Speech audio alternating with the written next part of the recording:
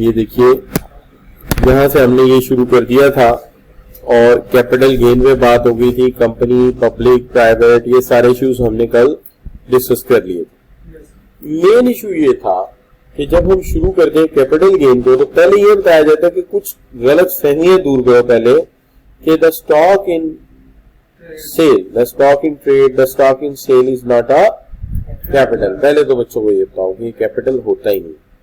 दूसरी बात यह है कि वो तमाम एसेट्स जो बिजनेस में लगे होते हैं और वो मोटाइज होते हैं, डेप्रिशिएट होते हैं, वो भी कैपिटल गेन में नहीं आते होंगे लेकिन उनको टैक्स उधर लगता होगा इनकम फ्रॉम बिजनेस में। अच्छा, इसी तरह से मटेरियल इन यूज को भी ये नहीं कि वो कंसीडरेशन में नहीं आता है, लेकिन हेड अलग है, उसका हेड अलग है, यानी इन सब का हेड अलग है और ये डील हो जाते हैं इनकम फ्रॉम बिजनेस में, इनकम फ्रॉम बिजनेस से। जब ये उधर डील हो जाते हैं तो इनकी इधर गुंजाइश नहीं है, जो चीज एक हेड में ट्रीट होती है दूसरे हेड में नहीं जाती। लेकिन जब हम आते हैं अपने घर के मामले में तो घर में भी दो तरह की चीजें हैं। एक वो चीजें जो मूवेबल कंज्यूमर आर्टिकल है या मूवेबल यूजेबल गुड्स है।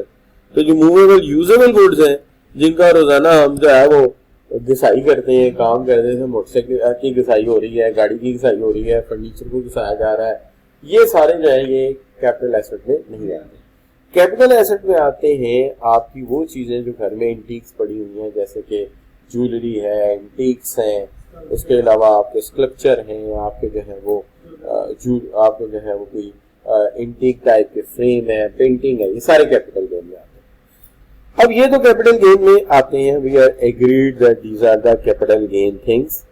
बट थिंग इज दिस कि जब हम बात करते हैं अपनी डेफिनेशन की तो डेफिनेशन इसको यूं लेके चलती है जिसको पहले हमने जो है वो यहाँ से डिटेल पूरी लिख दी यहाँ पे। अब ज़ाहिर है डिटेल में से 5-6 चीजें आपको याद होनी चाहिए डेफिनेशन लिखने के लिए, ठीक है। और ये उसी की डेफिनेशन है का पार्ट है, any movable property held for personal use by the person or his family is not a capital asset. फिर ये लॉ की पूरी शक्ल जो किताब में दी हुई है एग्जैक्टली तस्वीर खींच के यहाँ पेस्ट कर दी है, जिसके अंदर पहली कौन सी चीज है, capital asset means any property that any kind by a person whether or not connected with the business. तो कोई ऐसी चीज प्रॉपर्टी कहलाएगी कैपिटल एसेट जो कोई ऐसी प्रॉपर्टी है जो बंदे के पास है। यानी you can say that capital asset means capital asset का मतलब है वो प्रॉपर्टी या उस तरह की प्रॉपर्टी जो एक बंदे के पास है, वो बेशक कारोबार से कनेक्टेड हो या ना हो, हम उसे कैपिटल एसेट का नाम दे सकते हैं। बट इसके बावजूद इन चीजों को नाम नहीं दे सकते। तो एनी गुड और any article belongs to a person, दोबारा रिपीट करते हैं, any property of any kind connected or not connected, जुड़ा हो या ना जुड़ा हो, किससे, बिजनेस से, जुड़ा हो या ना जुड़ा हो बिजनेस से, ठीक है। But following does not included. तो उसने कहा कोई प्रॉपर्टी है वो बिजनेस से कनेक्टेड है या नहीं कनेक्टेड। तो यहां तक ला कह रहा है कि जो प्रॉपर्टी कनेक्टेड और नॉट कनेक्टेड है कैपिटल एसेट है, लेकिन ये नहीं है। कौन से वाले, शाबाश, that is the number 1, stock in trade, consumable, store और रॉ मटेरियल्स वगैरह। उसके बाद any property for which loss of value with the time is यानी डेप्रिसिएशन अमोर्टाइजेशन अलाउ है।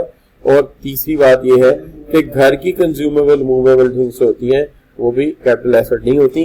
लेकिन ये जो लाल वाली है ना, रेड वाली, ये सारी की सारी होती है। देखते हैं रेड आ रहा कलर यहाँ पे, नहीं यहाँ कलर नहीं आ रहा, ठीक है, लेकिन ये मैंने आपको भेजा हुआ वैसे ये, ठीक है। अच्छा, एनीवे, अब बच्चों यहाँ पे ये इसकी डेफिनेशन है, इसे 5 नंबर इसलिए है कि इसके अंदर पहले बताना पड़ता है कि जी any property of any kind connected or not connected with the business but following. तो वो बड़ा लंबी कहानी है, इसलिए उन्होंने 5 नंबर अलाउ कर दिए इसके ऊपर। अच्छा बच्चों, अब जब हम आगे चले तो हमने यहाँ पे एक तस्वीर चिपका दी कि आपको सिर्फ समझाना मकसूद था। इसको मैंने कंपोज भी कर लिया हुआ है, ये है कंपोज किया तो था, या किधर गया, अच्छा चलो कोई बात नहीं, खैर यहां से समझ आ जाता है कि कैटेगरी 1 में प्राइवेट कंपनी के शेयर्स हैं, इसमें अगर गेन होगा तो उसको क्या लगेगा, टैक्स लगेगा, और अगर नुकसान हुआ तो हाँ डिडक्शन अलाउ होगी। आपके बाकी सारे गेन जो होंगे हेड्स में, उसमें से ये पैसे निकल जाएंगे, माइनस हो जाएंगे। जी बिल्कुल। अच्छा, दूसरी तरफ है ज्वेलरी या पेंटिंग जो घर में पड़े हुए थे कैपिटल एसेट, उसमें अगर गेन होगा तो टैक्स लगेगा, लेकिन नुकसान हुआ तो डिडक्शन अलाउ नहीं होगी। उसकी वजह यह है कि वो ये मानते हैं कि ये कारोबार करना एक आर्ट है, ये कारोबार करना एक आर्ट है, ये मार्केटिंग है। अगर तुम्हें वो मार्केटिंग का आर्ट नहीं आता तो कसूर किसका है, कसूर तुम्हारा है, हमारा तो नहीं है। लिहाजा नुकसान काउंट नहीं होगा और मुनाफा काउंट होगा, यानी मुनाफे पे टैक्स है लेकिन नुकसान पे तुम्हें कुछ भी अकोमोडेट नहीं करेंगे। ठीक हो गया बच्चों? अच्छा, तो इसका मतलब क्या हुआ, इसका मतलब ये हुआ कि मल्टीमीडिया पहले, तो भी हम ये चलते हैं आपको न्यूजीलैंड के शहर जकार्ता में, तो न्यूजीलैंड का केप टाउन में, जहां पे एक मैच होने जा रहा है। अच्छा बिल्कुल। अच्छा बच्चों, तो मालूम ये कि रहेंगे, देखिए प्राइवेट कंपनी के जो शेयर्स हैं आप बेचते हैं, नफा हुआ है टैक्स लगेगा, और अगर नुकसान हो गया है तो डिडक्शन अलाउ होगा। अच्छा, लेकिन अगर आप अपनी प्राइवेट ज्वेलरी बेचते हैं, पेंटिंग बेचते हैं, तो नफे पर टैक्स है, नुकसान की डिडक्शन अलाउ नहीं है, because you have made a bad plan. अच्छा एनीवे, लेकिन एक चीज बड़ी जरूरी है जो मैंने हाथ से लिखी है, जरा पढ़िए।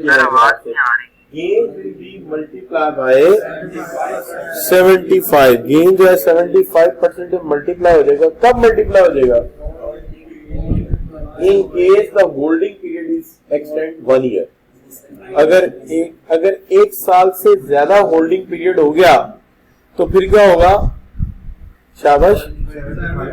हाँ, अच्छा ये जो 1 साल का मामला है ना, इसको आपने इस तरह देखना है कि अच्छा जो 1 साल का मामला है उसको आपने इस तरह से देखना है कि ये टैक्स ईयर से नहीं देखना आपने इसको इस तरह से देखना है कि जिस दिन आपने खरीदा और जिस दिन बेचा, ये टैक्स ईयर से ताल्लुक नहीं है। अगर उसमें साल ज्यादा हो गया तो जो गेन है जितना भी होगा उसको 75% कर देंगे, मतलब कहने का गेन को रिड्यूस कर देंगे, गेन को रिड्यूस कर देंगे कि आपने इतना सा होल्ड किया, आपका पैसा ब्लॉक रहा है, तो चलो आपको 25% कीमत कम लगा दें, गेन की 25% गेन कम कर दें, कॉस्ट की बात समझिए बात की बच्चों। अच्छा, तो अब इस तरह से हम इसको लेकर चलेंगे। अब मसला ये है कि अगर आप यहां पे एक सवाल देखते हैं, सवाल ये है कि जी the earned and not the year in which it is received. The gain is taxable in the year in which it is earned, not in the year in which it is received. यानी जिस साल deal हो गई ना और जिस time deal हो गई उसी वक्त ये रिकॉर्ड का हिस्सा बनेगी और आपको उसी वक्त टैक्स देना होगा। रिसीविंग का कोई मामला नहीं होता इसमें। उसकी वजह ये होती है उधार पे घर कौन बेचता है, उधार पे शेयर कौन बेचता है, ऐसा हो ही नहीं सकता। तो अगर कोई कर रहा है तो उसका रिलेटिव है या उसकी कोई जाती ताल्लुकात है, वो ताल्लुकात का नुकसान एफबीआर तो नहीं उठाएगी। लिहाजा उन्होंने कहा कि जी तुम जब ये अर्न कर लोगे ये उसी वक्त रिकॉर्ड का हिस्सा बन जाएगा, उसी वक्त रिकॉर्ड का हिस्सा बन जाएगा और तुम्हें उसी वक्त इस पर टैक्स देना पड़ेगा। ये नहीं कि जब ये रिसीव हो रहा है, ऐसा नहीं। अच्छा बच्चों, अक्रूअल बेस। तो कहते हैं mister Tanveer had purchase share in tax year 2019 which had sold the share 20% more than the price at which it had been purchased in tax year 2020 but received its consideration after 1 year 2021। तो यहाँ पे जो gain होगा हम इसको tax कर देंगे 2000, it will be taxed in tax year 2020। you will not wait until the 21। हम 21 का वेट नहीं करेंगे, हम उसी साल जो है उसको क्या कर देंगे, टैक्स लगा देंगे। अच्छा, अब बात यह है कि एक चीज याद रखनी है कि यहां पे ना बाज जगह ऐसी होती है जिस पर टैक्स माफ भी है। मिसाल के तौर पे एक ऐसी दुकान होती है जहां पर शेयर्स बेचे जाते हैं, एक ऐसी दुकान होती है, आप दुकान समझ लें, बेसिकली ऑफिस होता है, आप बेशक दुकान समझ लें, अगर गांव का माहौल समझते हैं तो खोखा समझ लें, ठीक है, या पान की दुकान समझ लें। तो एक छोटा सा खोखा होता है, एक छोटा सा ऑफिस होता है, एक छोटा सा सेलिंग पॉइंट होता है स्टॉक एक्सचेंज में। स्टॉक एक्सचेंज में एक सेलिंग पॉइंट होता है, उसका एक लाइसेंस होता है, उसका एक लाइसेंस होता है। तो वो जो पर्टिकुलर जगह है अगर उसको मुनाफे में बेचा जाए तो वो टैक्स से एग्जेम्प्टेड है, वो टैक्स से, हालांकि हर जगह बेचने के टैक्स का गेन काउंट होता है। तो कहता है the gain taxable in the year in which it, ये तो हो गया ना। Capital gain exempted, transfer of stock exchange membership rights, यानी आपने वो जगह बेची जहां पे आप शेयर्स बेचते थे, तो अगर आपने वो जगह सेल कर दी जहां आप शेयर्स को सेल करते हैं तो उस पर टैक्स नहीं होगा, वो एग्जेम्प्टेड है।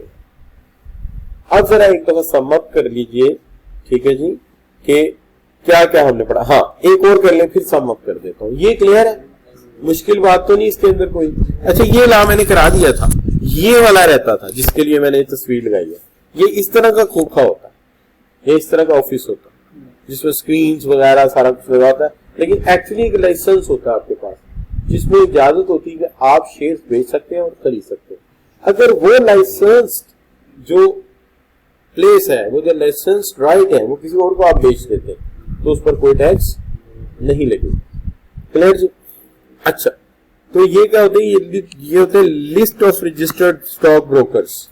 इसके अंदर इस लिस्ट में इनका नाम भी होता है, ठीक है, शक्ल देख लें, इस तरह की शक्ल होती है, ठीक है, और स्टाफ इनका जरा इस तरह का होता है, चीनू चीनू सा। अच्छा, तो अब बात आगे क्या जी, कि कैपिटल गेन में एक और चीज नहीं आती, से the gain on the sale of shares of company setup in export processing zone, यानी एक्सपोर्ट वाले शेयर्स पे टैक्स नहीं लगेगा। वो क्यों? ताकि एक्सपोर्ट में इन्वेस्टमेंट को प्रमोट किया जा सके, एक्सपोर्ट में प्रमोट किया जा सके। किसको? शाबाश, ठीक होगी बात, बिल्कुल ठीक है जी। ये नहीं, सब्सिडी का मतलब ये है आपको उन्होंने बेनिफिट दिया ना, ताकि लोग इनकरेज हो इन पे पैसा इन्वेस्ट करने के लिए।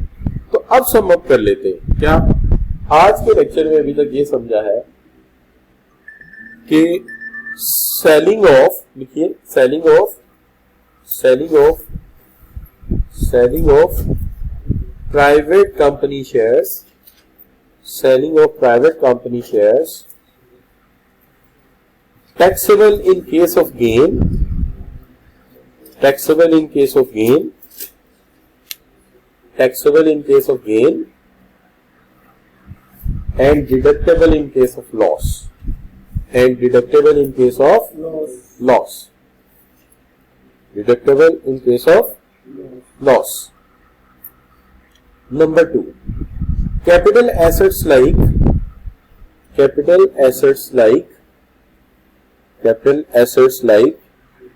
jewelry, painting,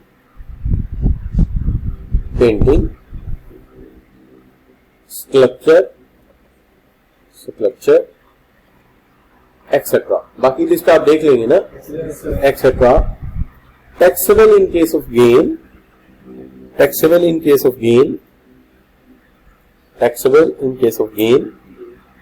and not deductible, not बड़ा लिखना है, N भी बड़ा, O भी बड़ा, T भी बड़ा, not deductible in case of loss,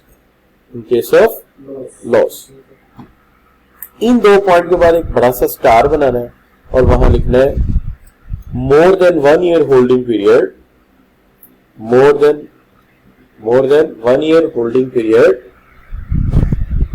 more than 1 year holding period, आगे सिर्फ 75% गेन 75%, बाकी आप खुद ही लिख लेंगे। क्या मतलब, 1 साल से ज्यादा हो गया तो गेन क्या कर देंगे, 75% कर देंगे। और इसकी डेट कहां से देखेंगे, जब खरीदा और जब बेचा। ठीक होगी बात? अच्छा जी, आगे लिख दीजिए एक पॉइंट, अक्रूअल बेस, बस अक्रूअल बेस। याद रहेगा एक्रूअल बेस का मतलब क्या है? जब डील हो गई टैक्स लग जाएगा। ठीक हो गई बात? अच्छा, एक पॉइंट और लिखें, मेंबरशिप राइट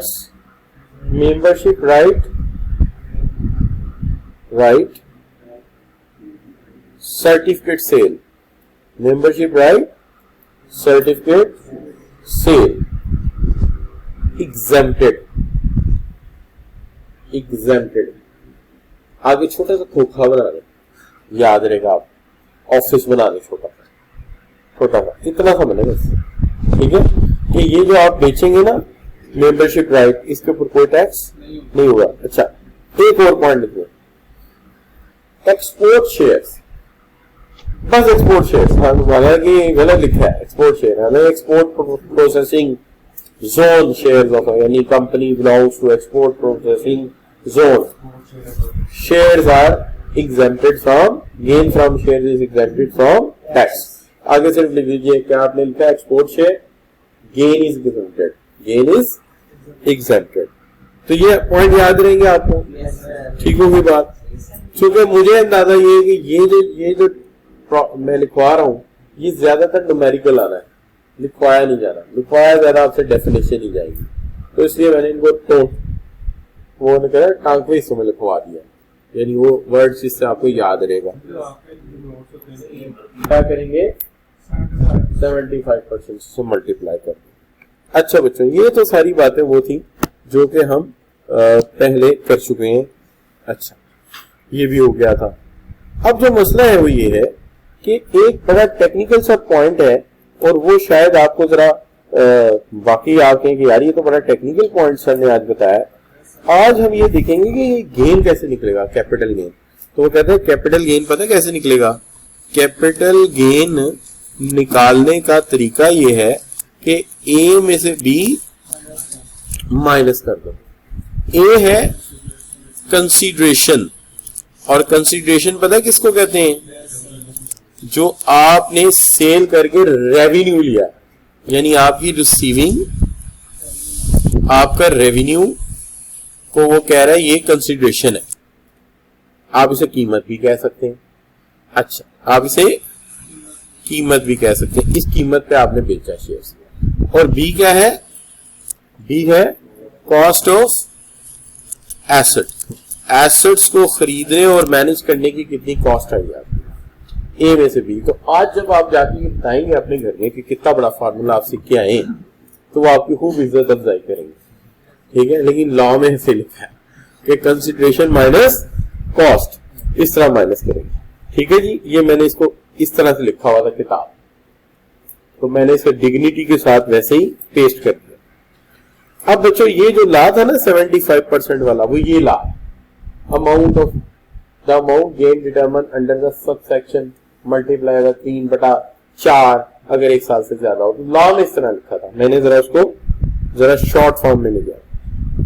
अब बच्चों बात ये आ गई कि यहाँ पे कुछ बातें और याद करानी चाहते हैं लोग। ये लॉज हैं छोटे छोटे से। पहला एक ला ये याद कराना चाहते हैं कि अगर आपने मुश्तरका तौर पर कारोबार के कोई हिस्से वगैरह खरीदे हैं, शेयर्स खरीदे हैं मुश्तरका तौर, तो कहता है if you have already deducted any, नहीं ये नहीं, if you have already deducted any expenditure in another head of income then it can not be deducted again here. यानी वो रूल जो है कि जो एक साइड पे खर्चा माइनस होगा और दूसरी जगह माइनस नहीं होगा। मिसाल के तौर पे आपने एक ही कंसल्टेंट रखा हुआ है, आपने एक ही कंसल्टेंट रखा हुआ, वही कंसल्टेंट आपको बिजनेस इन्वेस्टमेंट बता रहा है और वही कंसल्टेंट आपको स्टॉक एक्सचेंज की इन्वेस्टमेंट बता रहा है, तो आप उसका सारा खर्चा इधर नहीं डाल सकते, इसका खर्चा आप उधर डालेंगे, क्योंकि वो कंसल्टेंसी जरा डिटेल्ड है। अगर ये चाहिए तो आप म्यूचुअल फंड को दे सकते हैं पैसे, वहां कंसल्टेंट ही तो बैठे हुए हैं, तो लिहाजा वो कहता है एक हेड का जो खर्चा है दूसरे में नहीं डाल सकते। पता लगे मोटरसाइकिल का खर्चा भी खराबी का इधर डाला हुआ है, गाड़ी का भी शेयर्स में से माइनस करें, कहते तो माइनस ही नहीं कर सकते, उधर का खर्चा उधर ही करेंगे। इसलिए उधर डेफिनेशन इतनी बड़ी बनाई है। वो कंप्यूटर, वो मशीनें जो अमोर्टाइज होती है, जो डेप्रिशिएट होती है, उनका खर्चा इनकम फ्रॉम बिजनेस से जा रहा है, तो वो इधर से माइनस नहीं होगा। अच्छा, अब आगे लिखा हुआ है if any expenditure is not allowed in deduction under the head of income from business means it is also not allowed to be deducted here. वो खर्चा जो बिजनेस में तुम्हें अलाउ नहीं है वो तुम्हें यहां भी अलाउ नहीं।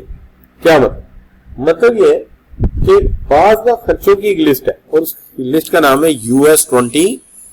आई डोंट नो उसको यूएस का नाम क्यों दिया उन्होंने, नहीं देना चाहिए था। आजकल के माहौल में तो वैसे ही बड़ा साजिशी का माहौल चल रहा है और वैसे भी फौरन लोग मुदाखलत करने वाले मामले। अच्छा, तो हम ये कह रहे थे कि 21 की लिस्ट है। अच्छा, लिस्ट में है क्या?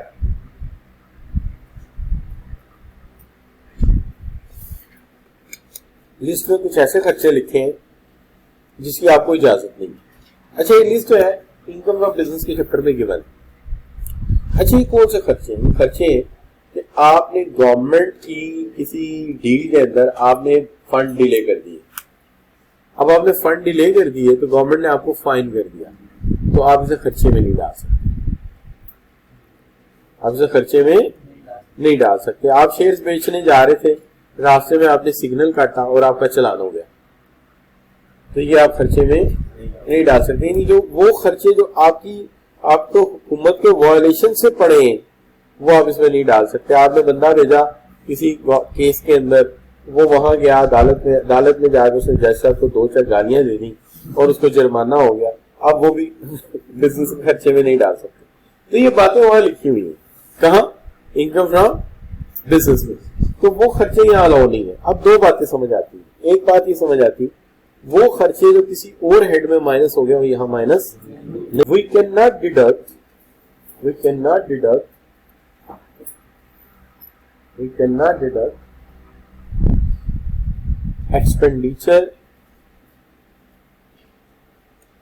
expenditure which are not allowed in US-21. We cannot deduct the expenditures which are not allowed in US-21.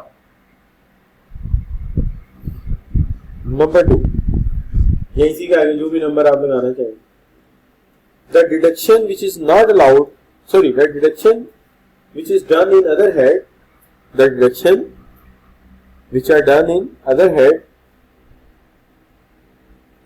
ठीक है, in other head cannot be deducted again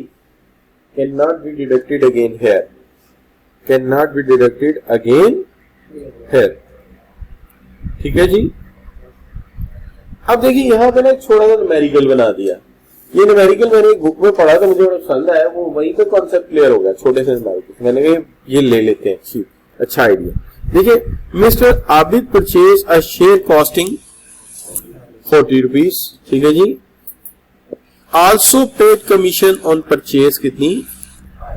5 rupees and sold it on and again commission paid on sale 2 rupees per share. Fine paid to government at a time of sale 7 रुपए and Ali also incurred repair expenses of bike कितने? 14 रुपए। अच्छा, हवा बनाई होगी sir. अच्छा, तो कहने का मतलब ये है कि कंसीडरेशन आ गई कितनी? 120, ठीक है जी। अच्छा, प्राइस ऑफ शेयर जब ये खरीदे थे कितने के खरीदे थे? 40 रुपए का खरीदा था। एक शेयर की बात हो रही है, उन्होंने एवरेज। अच्छा, कमीशन पे किया था आपने खरीदते हुए 5, और एक कमीशन आपने, ये था परचेज के वक्त, और एक कमीशन आपने पे किया सेल के वक्त, वो था 2 रुपए। अच्छा, गवर्नमेंट का जो फाइन पे किया आपने वो आप यहां से माइनस नहीं कर सकते, इसलिए लिख के डैश लगाया जाता है ताकि आपको याद रहे कि गवर्नमेंट का फाइन माइनस नहीं कर सकते, क्योंकि वो तो आपकी अपनी को गलती होगी ना, गवर्नमेंट ने जुर्माना किया आपको। एंड सिमिलरली आपका रिपेयर ऑफ बाइक इधर नहीं आ सकता, क्योंकि बाइक शेयर जो होती है ना वो शेयर्स वालों की नहीं होती। बाइक हमेशा बिजनेस के लिए रखी जाती है, गाड़ियां, बाइक्स, तो इसका डेप्रिसिएशन उधर से निकला होगा, इसके एक्सपेंडिचर वहां से निकले होंगे। तो ये टोटल हो गया कितना जी? ये बन गया 47 एक्सपेंडिचर आ गया और 73 आपका नेट गेन आ गया।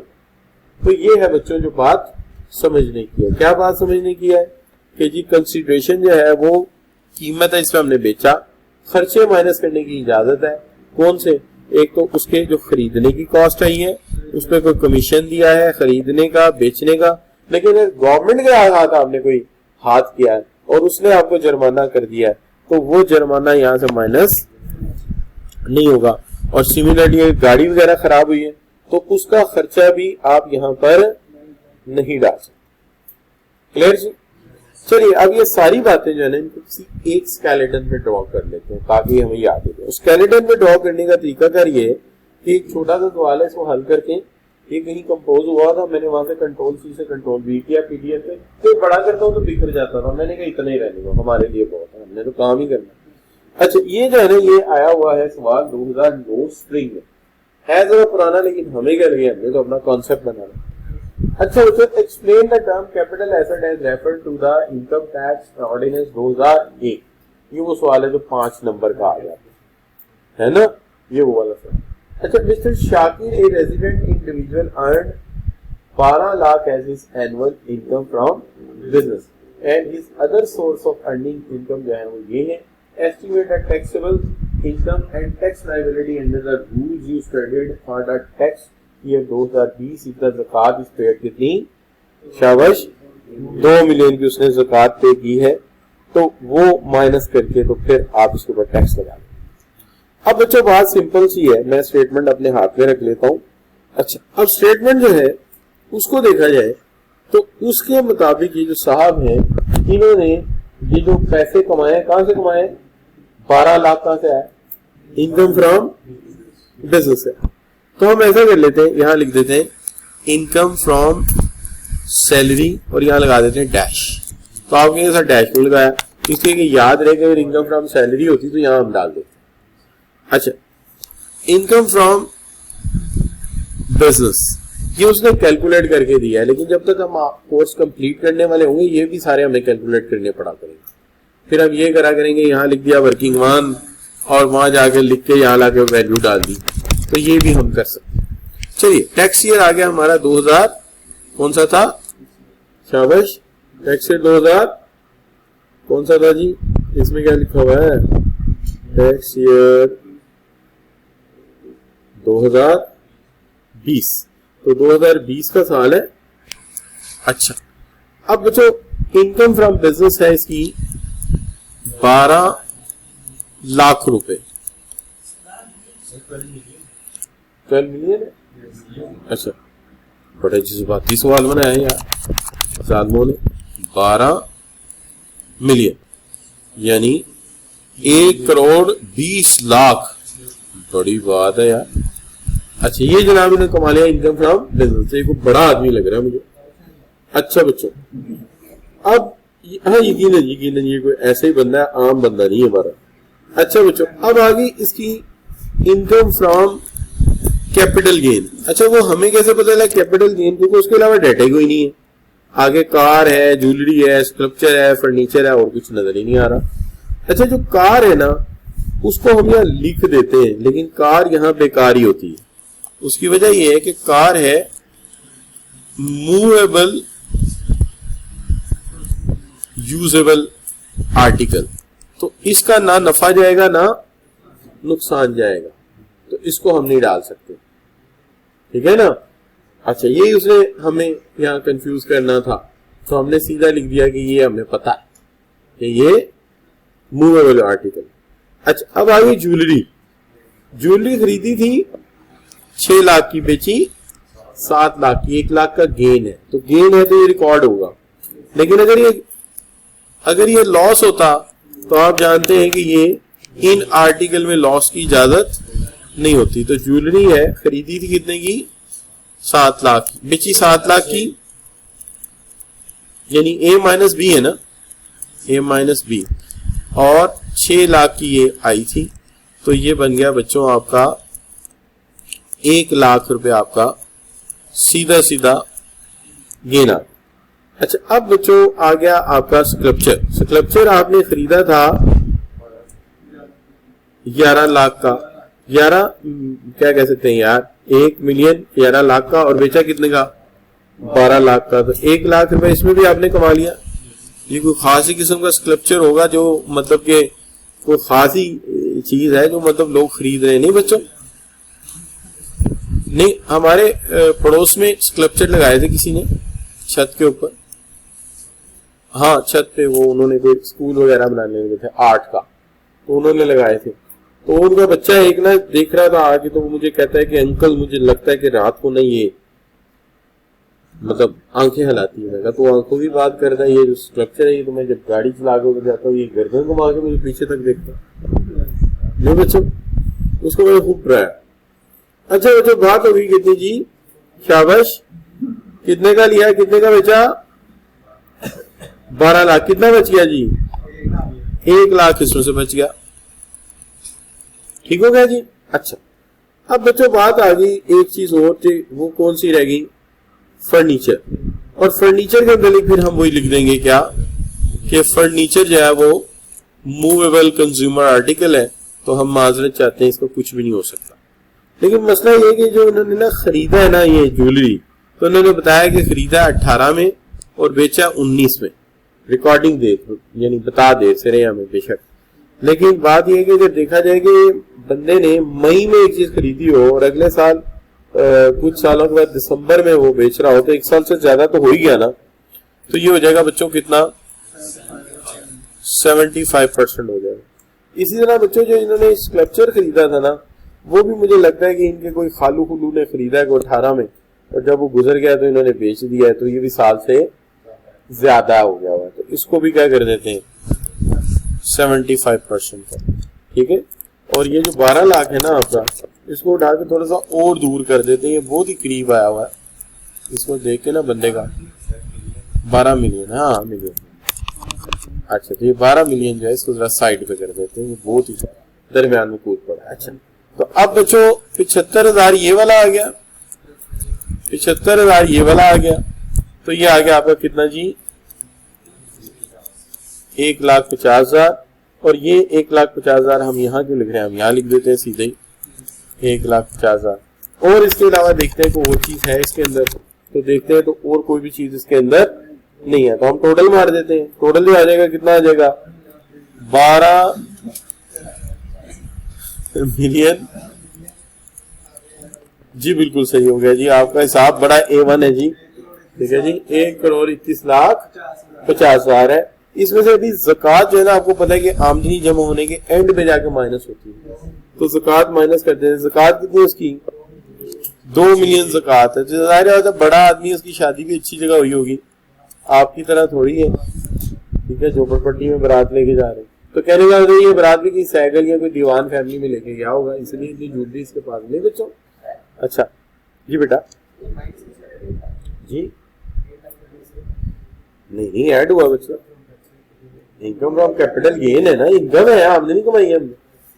जुल्म क्यों कर रहा है यार हमारे साथ, दिल तोड़ के रख दिया तूने। यानी हम कैपिटल, हम सोना खरीदे बेचे और उसके बाद हम जो है मतलब स्ट्रक्चर भी बेचे जो हमारा काम भी नहीं है, बहुत शिकन हम लोग हैं, और उसके बाद हम पैसा कमा ले और तू कहीं माइनस कर दो। कमाल आदमी है यार, ये बड़ा तेज है, ये टैक्स बचाना चाहता है। अगर ये माइनस हो गया तेरा टैक्स उतना कम हो जाना। अच्छा बच्चों, अब इसको टैक्स लगाना है। अब टैक्स लगाने का तरीका सब बच्चों को आता है, वो क्या है कि हमने जाना है, कौन सा वाला टेबल है, अच्छा ये देख लो, इनकम वाला टेबल है, बिजनेस वाला टेबल है, कौन सा वाला टेबल है, जरा किताब से चेक कर लो, बिजनेस वाला टेबल है। और इसकी सैलरी तो आई नहीं, तो ये यकीनन बिजनेसमैन है।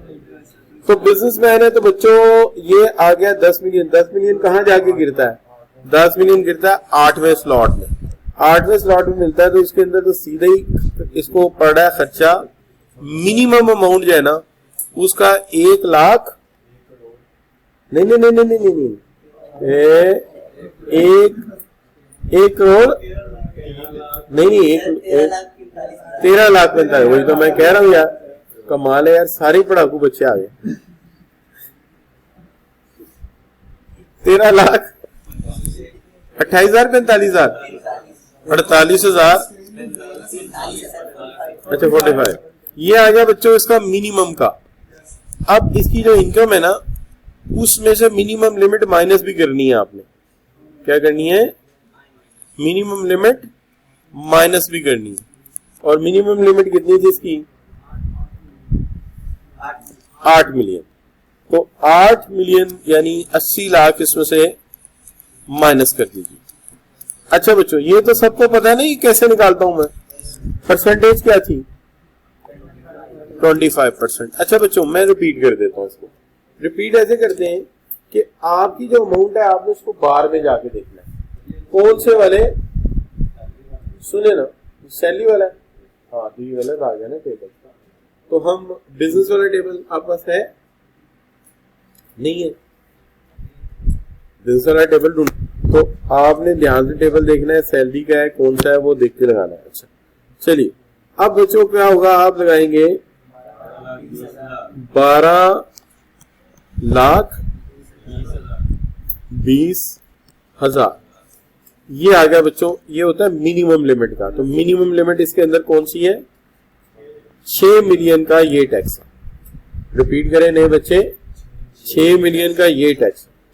अब 6 मिलियन से जो डिफरेंट है उसको मल्टीप्लाई कर देंगे किसके साथ? ठीक है, अब वो कैसे करेंगे? यहां पे लिखेंगे, नहीं आप कुछ भी निकाल देना, यहाँ बस लिख देता हूँ। चले मैंने ये लिख दिया, आप कर लेंगे ना घर जाके।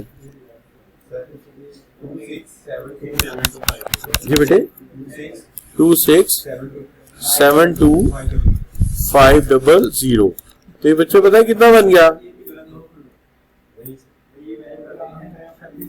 26,72,500। अच्छा, इसको पढ़ने का तरीका देखो।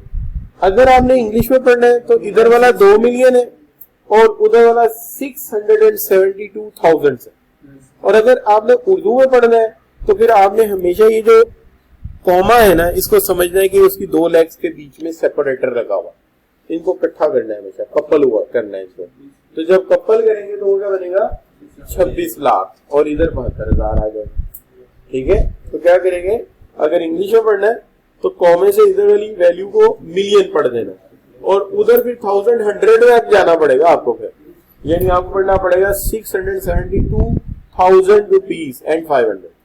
अच्छा, और अगर आप उर्दू में पढ़ दें तो जहां कॉमा लगा हुआ 26 लाख और आगे 1000 पढ़ दें। अच्छा बच्चों, अब ये आगे क्या जी, आपकी अमाउंट आ गई, इसमें कमी पेशी तो आप कर लेंगे। अच्छा, अब एक काम करना है आपने घर जाकर, आपने ये करना है, आपने समझना है कि ये इसकी बिजनेस इनकम नहीं है, ये इसकी सैलरी है। अब जो ये इसकी सैलरी हो जाएगी ना, तो फिर इसकी इनकम जो है वो देखो कितनी है, वहां से आई। ठीक है, टैक्सेबल इनकम, टैक्सेबल इनकम ज़कात निकलने के बाद में आती है। तो टैक्सेबल इनकम आई है इसकी कितनी?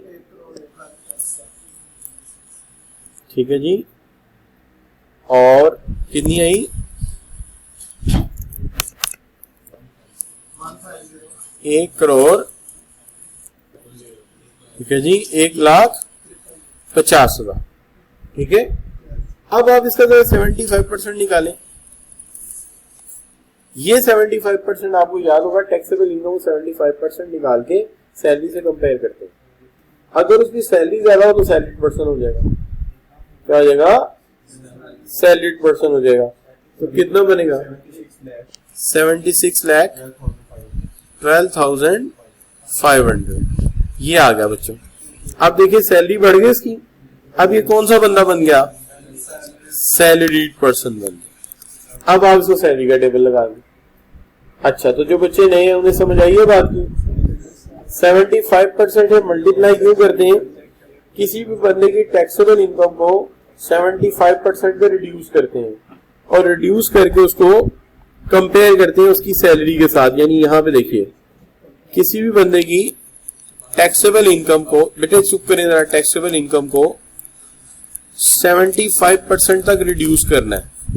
रिड्यूस करके जो अमाउंट आएगी उसको कंपेयर करना है सैलरी के साथ। किससे कंपेयर करना है? सैलरी के साथ। रिपीट करें, किसी भी बंदे की टैक्सेबल इनकम आएगी ज़कात निकलने के बाद, उसको कितना रिड्यूस करेंगे? कंपेयर किससे करेंगे? सैलरी से। अगर सैलरी ज्यादा है इस अमाउंट से तो फिर ये बंदा सैलरीड है, फिर इसके खर्चे ज्यादा सैलरी से चल रहे हैं, तो फिर इस पे सैलरी का टेबल लगेगा। लेकिन अगर ये कम है इस अमाउंट से तो फिर इसको बिजनेस का टेबल लगेगा, बिजनेस एंड एओपी। ठीक है, रिपीट करते हैं। बंदे की आमदनी का 75% निकालेंगे। कंपेयर करें किससे? अगर सैलरी बढ़ गई तो सैलरी का टेबल लगाएंगे, और अगर सैलरी कम हुई तो कौन सा टेबल लगाएंगे? फिर बिजनेस का टेबल लगाएंगे। पता लगा कैसे टेबल लगाया? सैलरी का या बिजनेस का? अच्छा, तो पहली दफा सर ने क्यों नहीं किया था काम, बताओ? पहली दफा सैलरी 0 थी, देखिए ना, पहली दफा जो सॉल्व किया सैलरी क्या है? सैलरी है ही कुछ नहीं थी। तो जब सैलरी 0 थी तो हमने कहा ठीक है, जब सैलरी नहीं है तो फिर ये बिजनेस ही है। क्लियर? लेकिन जब आपको सवाल दिया तो बिजनेस इनकम को क्या बना दिया? सैलरीड इनकम बना। क्लियर जी? अच्छा बच्चों, कोई चीज मुश्किल? नो मुश्किल? डन कर दे इसको।